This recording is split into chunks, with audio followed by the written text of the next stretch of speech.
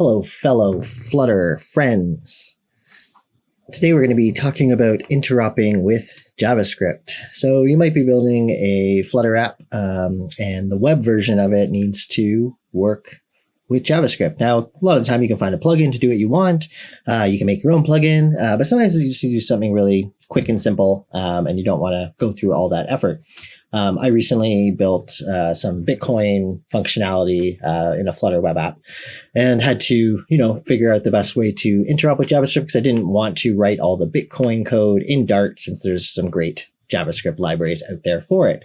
So I'm going to be showing how we can do this with some really basic examples. Don't worry, we're not going to be doing any cryptocurrency stuff or anything crazy. Just wanted to kind of provide some context on why I've been doing this. To get started, I just have a fresh Flutter project open here, and we're just going to do some very basic things like our show. We want to turn off that debug banner there. Yeah, that's most important. And we will get rid of our counter app because we don't need it. And instead, let's just have a scaffold. And in here, we'll just have an app bar, title, and we'll just call it Flutter JS Interop. Cool.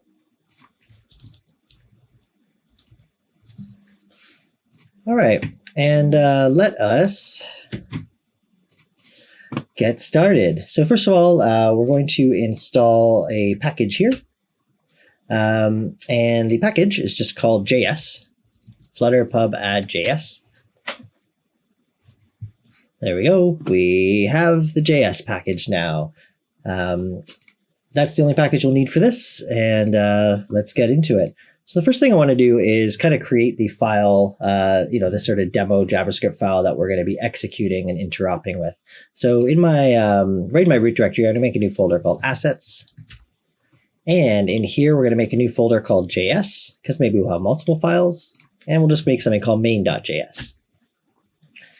Now we'll need to make sure, because we have this file, that it gets loaded as a static asset. So we'll just go down to our assets and we'll uncomment this stuff.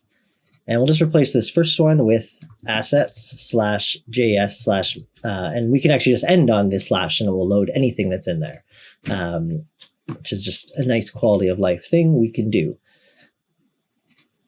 Okay, now we have this main.js file. We want to make sure we're including it when the web version loads. So inside web, we'll go to our index.html. And I want to do this somewhere before Flutter.js. Here is a fine place, but we can basically just go script. And source is going to be equal to assets/assets. You'll notice there's two, and it's because we're calling this assets, but Flutter will automatically put all that stuff in an assets folder anyways, because you might have multiple folders. No one says you have to use assets. You can call this whatever you want. So there is two here. Then /main JS/main.js. And we'll just do a defer right here as well, equal to blank. And we'll get this running. So let us start off by writing some JavaScript code. I know this isn't a JavaScript tutorial exactly, but we can put any browser-based JavaScript in here. So, obviously you can't run Node, but there's a lot of similarities between, the browser and Node.js. So if you know one or the other, you should be fine. The first thing I want to do is kind of create an initialization function. So we'll just call it const init equals. We can do sort of the shorthand version of creating a function. And yeah, let's make it say hello world. That's fine. But we'll want to make sure that this init function gets called after everything's loaded. So we can go window.onload equals function. And we're just going to call that init function. Okay, so let's just make sure everything is working. We haven't done any interop yet, but in theory, because this file is getting loaded, once everything loads, it should call this hello world in our console. So I'm going to boot this up. I'll just go into any of my Dart files. I'm going to make sure I have this set to Chrome, of course. And we will run it.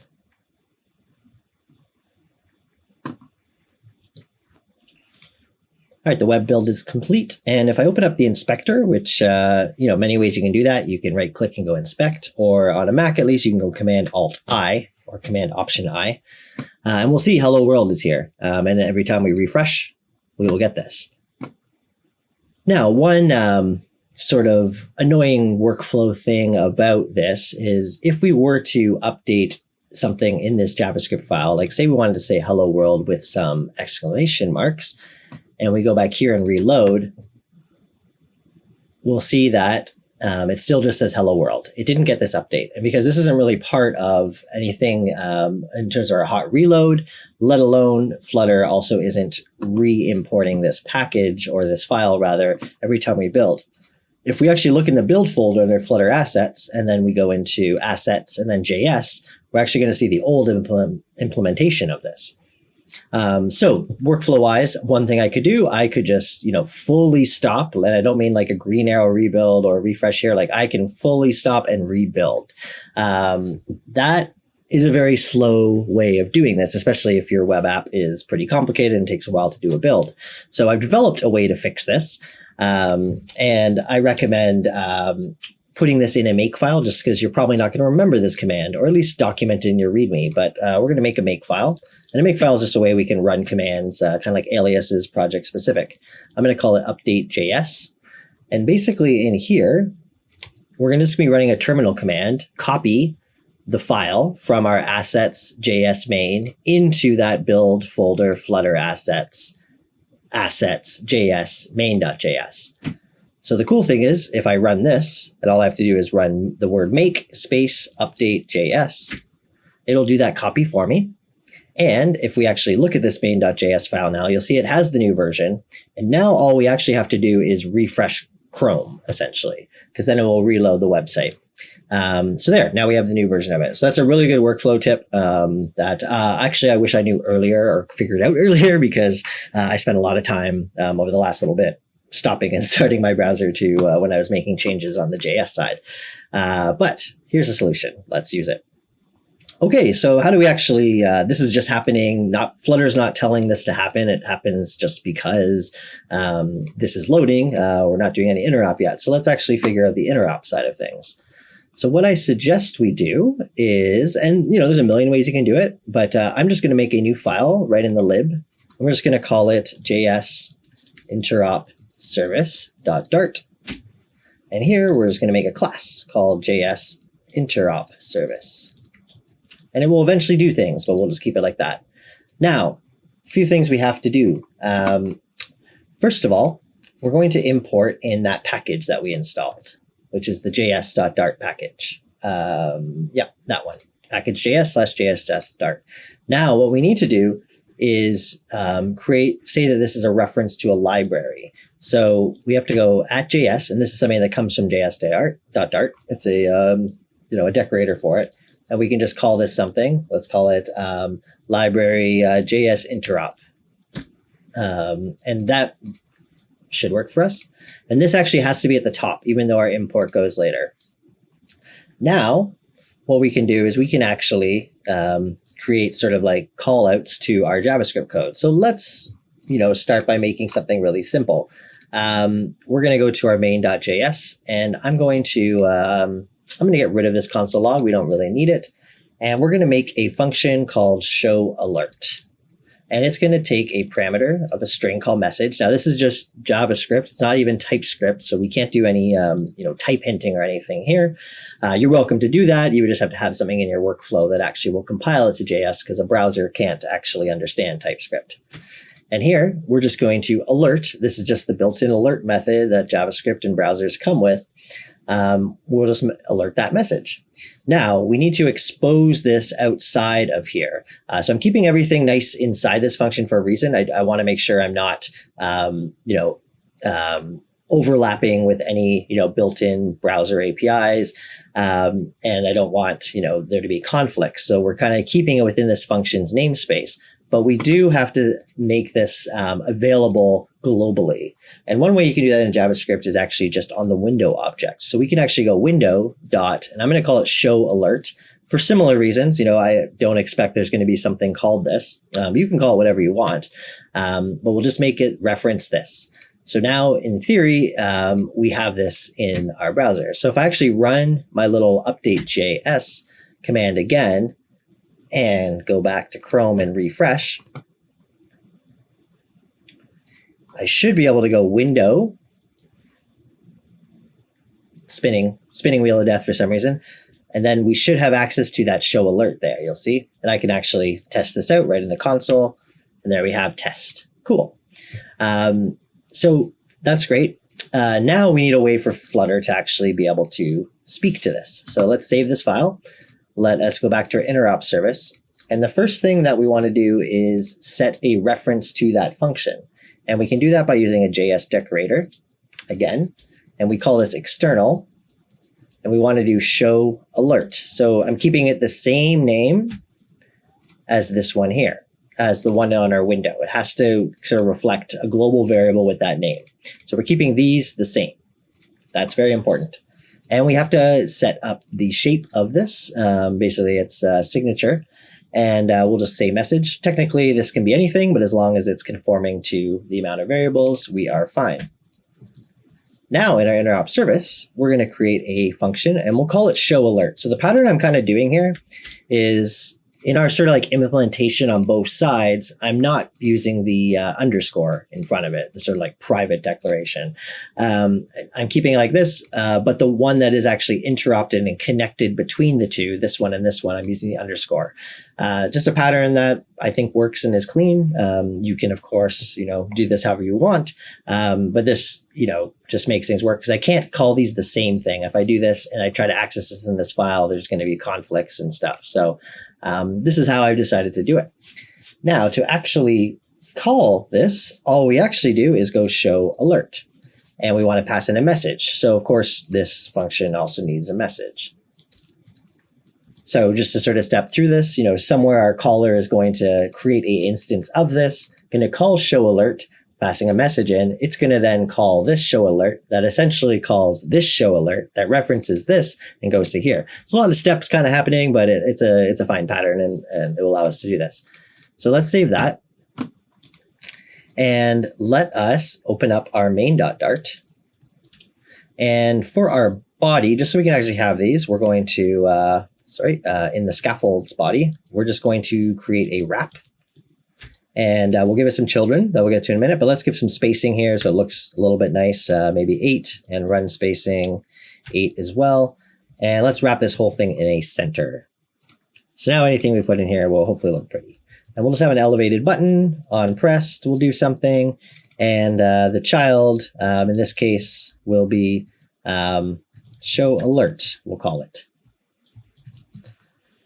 Now, in here, what we would do is we need a reference to that service. So let's just go JS interop service equals a new instance of JS interop service. Then in here, we can just go JS interop service dot show alert and pass in a message. Hello world. And we will save that. And I've already rerun this and saved, so we don't have to worry about that. But always keep that in mind. If we're making changes over here on the JavaScript side, we have to run that little make function and reload our browser. But the hot reload will take care of any of our Dart code. So this should, in theory, work right here. And there we have it. Show alert, hello world. I could change this, to have some exclamation marks. But essentially, we're passing off this message to JavaScript. It's actually handling the logic and going. So that's pretty cool. We've done something. All right, what should we do next though? Let's do something a little more fun, showing an alert. We could do that many different ways right in the Flutter graphics engine if we wanted to, and probably make a prettier looking alert. So let's do something a little bit better here. Let's see. Oh, so the browser has a API, a window API, a full screen API rather, that will allow you to open your Flutter app in full screen mode. And sure, there's probably a package for this. I didn't even look for one. I just want to show how you could do this with this approach. So back in JavaScript land, we are going to create another function. And I'm just going to do it right here. It's going to be called request full screen. And it doesn't have any parameters in this case, but we can actually go document.element.request full screen, just like that. Now down here, I need to make sure I am putting this in the global scope. So we'll just kind of follow that same pattern. Window._request full screen is hitting this. And then over here, we have to kind of copy this again And we'll just copy this, request full screen. Now there's no parameters here, so let's not do that. And now we make another function here. We'll call it the same thing, request full screen. And in this case, we just call request full screen, the external function here. So I'll save this, and we have to, of course, go to our main.dart. And what I'm going to do, because we're going to be needing this interop service every time, is I'm just going to actually put this at the top of the file here, just to make this easier, because, the purpose of this is not how to organize your Flutter project. It is working with JavaScript interop. So that way we don't have to, keep having that same line of code. So here we will do request full screen. And I'll save everything. Now, if I was just to try this now, and I should have probably also made this a full screen so that we know what the button is. If I try to do this now, we are going to have an error. You get this major error here, right? It's saying, JS no method error was thrown. That's going to be a common thing to have, because again, if we actually opened up the build version of this that the dev server is using, it's not in here. This is the old version. So that's where our little make update JS, which just as a reminder, is basically copying our version of it, our sort of like working version, with the one that's in the build. We run that, and then even just doing that, it's still not going to work. If I click this again, we'll get the same error, because we still need to reload Chrome. When we reload Chrome, it's going to load that new version of that file. Something else to watch out for, make sure that you have disabled cache turned on if you are having issues, because it might grab a cached version, and that would be a problem. So let's try this again. There we go. We're in full screen mode. It's crazy. And of course, we could also have a button to exit full screen mode, but it's kind of the same process. I don't really need to show that. So I will just use the escape key. So that's kind of cool. What do we want to do next? So sometimes, in fact, probably a good reason to be interacting with JavaScript is you want JavaScript to do something for you and give you a result back. So let's make a new function here, and we'll just call this getData. And it is simply just going to, return like ABC123 here. So again, we'll just copy this. We'll do this and have our getData. Before we forget, I'm just going to run this now. Then we know we'll be good.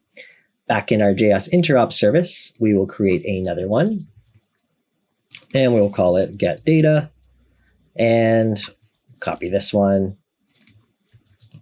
getData. Save that, and we'll do just a Chrome. Oh, we forgot one thing. We need a button to actually talk to it. So let's do this. getData and getData. Okay. So if I click getData, I might have not actually refreshed this. Let's try that again. Okay, so nothing's happening because we're not actually doing anything with that data. So how do we actually get something from it? Well, this will actually return something for us. So we can just make final, and we'll call it data equals this. And maybe this function would return the data, do something with it. But for the purposes of our life right now, let's just actually print out the data that comes back. So we'll do this, and we'll see ABC123. So we got that string back, which is pretty cool. Obviously, we can return numbers. We can, return a few things. Now, we might want to return JSON, and there might be a better way of doing it, but what I found works the best and consistently is this approach. So we'll make something called getJSONData, and we'll actually create something, let's just call it JSON, and it's going to be equal to, foo bar. I'll try and spell that right. Then actually we return a stringified version of this. I was just having trouble being able to actually decode because it becomes a JavaScript object, whereas this, just works consistently, much like how you would access data from an API, right? You're always getting it back as like a string, and then you're transforming it. So that's something we can do too. And let's make that one. And we'll just call this, get JSON data as we're calling it right here. And let's just try that, get JSON data. So get JSON data, save that. Now I will make sure I update. We'll have a button for this.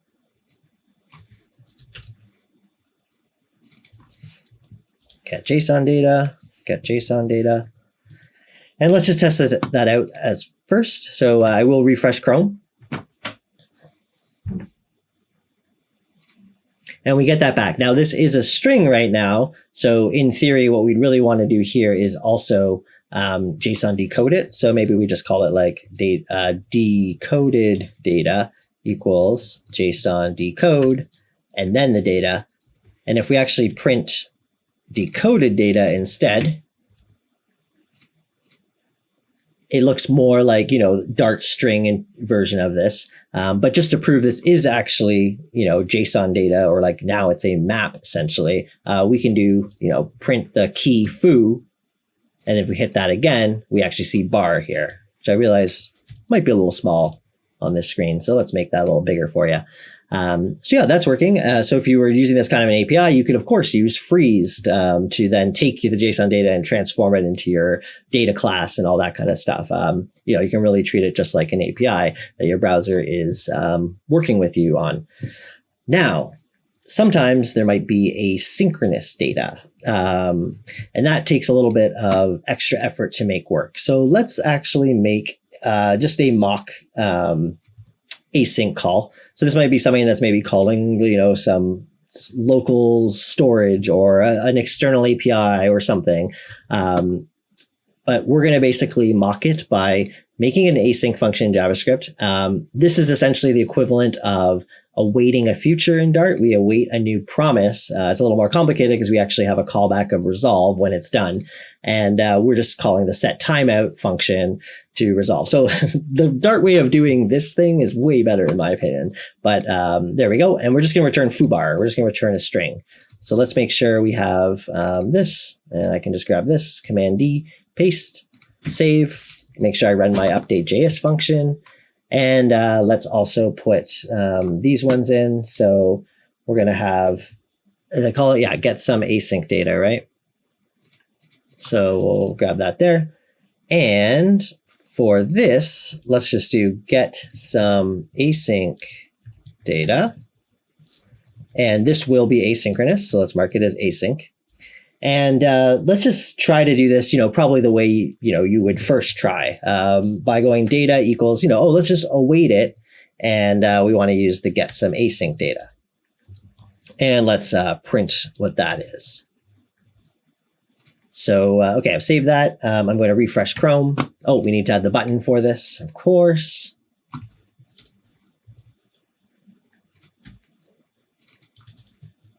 Get some async data. Get async data.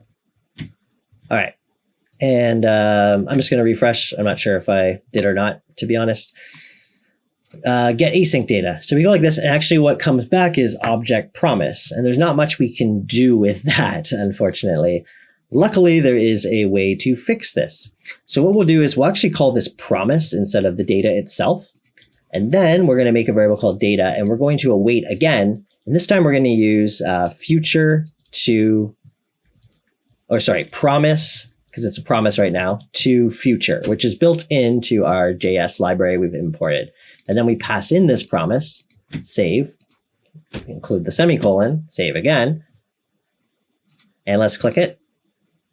And we actually get that. So you notice there was a bit of a delay, right? About 1 second to be exact. And that's because that's what we were mocking up, waiting 1,000 milliseconds here. So that's handy, necessary when you're dealing with anything asynchronous. That's kind of a way that we have to call it. Okay, lastly, I want to show something, I think all of these so far are mostly useless because you can kind of, at least in these examples, although this is stuff you will need, especially if you're interoping with like I have been with like a Bitcoin library that's written in JavaScript. All these things have come in handy. It's great. However, there is something that I think is really useful, and I've actually used this on a project before too. For this, we will be using the iOS simulator, still running web, but I'm going to show you something really cool. And this is something that, came up for me on a project and found a good way to do it. And I've just kind of redid it for this tutorial in a very basic way. So something that at least most mobile browsers have is a share API, being able to essentially share images, videos, text even through the share sheet. That's something you have to do with vanilla JavaScript, or, there are Dart libraries that let you do it. However, if you want to be really like custom on how it works, it's pretty easy to do just on your own.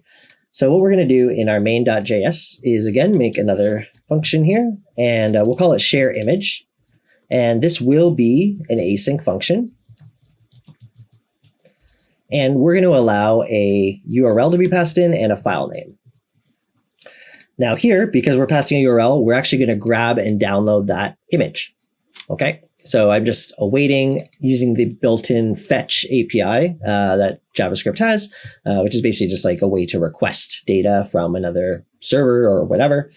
And so that'll essentially download whatever that URL is. And then we actually want to take it and convert it to a blob. So we take the response, await it, convert it to a blob. Then, in order to work with the share sheet, we actually need to create a files array. So I'm calling it files array, and inside is going to be a file. It's going to be the blob itself as the first parameter inside an array. And then the second parameter is file name. The third parameter is some sort of like optional data, like what the MIME type is, when it was last modified. And this might be good for, caching purposes and stuff like that, so that you actually make sure that whenever it gets shared, it is that version, which is something that I needed to do on that project because the images would change. And that's why that's there. And then we actually create the share data. So share data is really just a dictionary, and there's other parameters in here. You can look at the docs of the the share API if you're curious. But specifically, we want to put the files in here. Then the thing is, this is something that is not always supported. So what we want to do here is check if navigator.can_share. And we need to check if it can share that specific data, which is something that the Navigator API lets us do, because sometimes the data, some browsers support this specific format, the others don't. So we'll just make sure that's true. Otherwise, we're just going to return false from this function, which I realize something looks like it's not closed properly. Yeah, I'm missing a closing one. Let's just get that in there. And we can actually do something. We can use our, our alert or something like that says can't share, but I'll just do that for purposes of this demo. And then in here, what we can do is we can await navigator.share and pass in that share data and then return true. So I'll save that to get the nice indentation. And then, of course, as usual, share image. And we'll go over here. We'll take this one because it is an async one. It's pretty similar. Share image, but we are going to need a string of a URL and a string of a file name to be passed in. We also have to make sure we're marking it up here as an external call. And this is essentially what we want to call. So share image, cool. We got to pass in URL and file name. Now this is complaining, and it's because we forgot to mark this. We have to say what actually gets passed in. So URL and string file name. And then we could call this success, because essentially what we're returning is either true or false from this at the end of the day.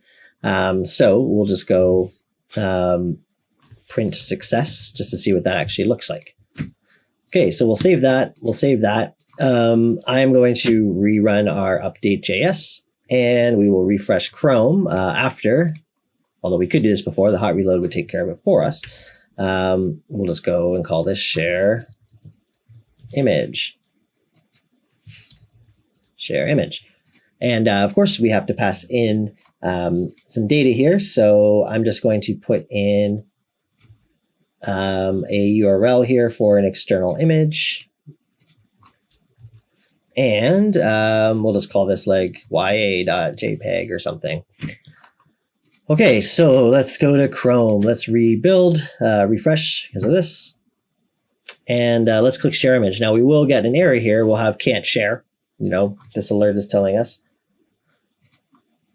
We got false back. So that means, okay, somebody did it wrong. So we'd be able to handle that. And in fact, it probably would be better if we, didn't actually alert here and let Flutter take care of it, because it got back false. Now keep in mind, this is the string false. So we would need to cast it to a string, and we could kind of go, we could call this like success result equals that.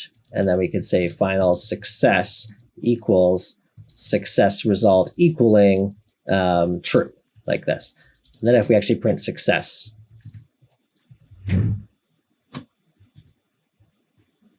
And yeah, this hot reload or the live reload should take care of that. Go like this. Let me actually just rebuild. Yeah, false. So this, I'm pretty sure, has been converted now to a Boolean. It must be. I think the inspector just doesn't show it as nicely as we would want. Okay, so we have that. Now, to actually show this, this is why I have the simulator ready. So I'm going to grab this, and we're going to go in here and open up our lovely Safari. Paste in this right here. Let it load. And, you know, we can test these things here, show alert, like we get the nice little alert. Actually, I haven't tested the full screen one on iOS. I wonder if it works. Probably not. No, that makes sense because it's not really a full screen on a device in a web browser. Okay, so let's just do share image and see what happens. So here I actually get the share sheet. Now, unfortunately, the simulator, I don't have, you know, you can't really install Instagram or TikTok or any of the things that allow you to do this. So you don't really get this, but if you did run this on a device, you for sure will actually get the like Instagram option, and you can share to a story if it's the right size and all that kind of stuff. So super handy. I can just, you know, choose to save the image if I wanted. I can, you know, whatever else the simulator supports I can do. But yeah, that's pretty much it. Just wanted to kind of show how you can do this. And yeah, it's super useful for, you know, if you don't want to find a package that's, maybe there's a package that doesn't support web that you just want to add your own little interop to, you could definitely do it this way. It's pretty easy, as I think I've shown. And it's especially useful for, you know, if you don't want to reinvent the wheel, rebuilding some JavaScript library in Dart just to do something like, especially like, you know, cryptography sort of things that are really well supported in JavaScript. You can definitely, you know, make use of this and just let it go. Now, of course, this only works for Flutter web. And there's definitely patterns that you can use to kind of handle things differently. And I've covered that in other videos, as well as a short that I put out recently. So check those ones out too. Again, thanks for watching, and I'll catch you in the next one.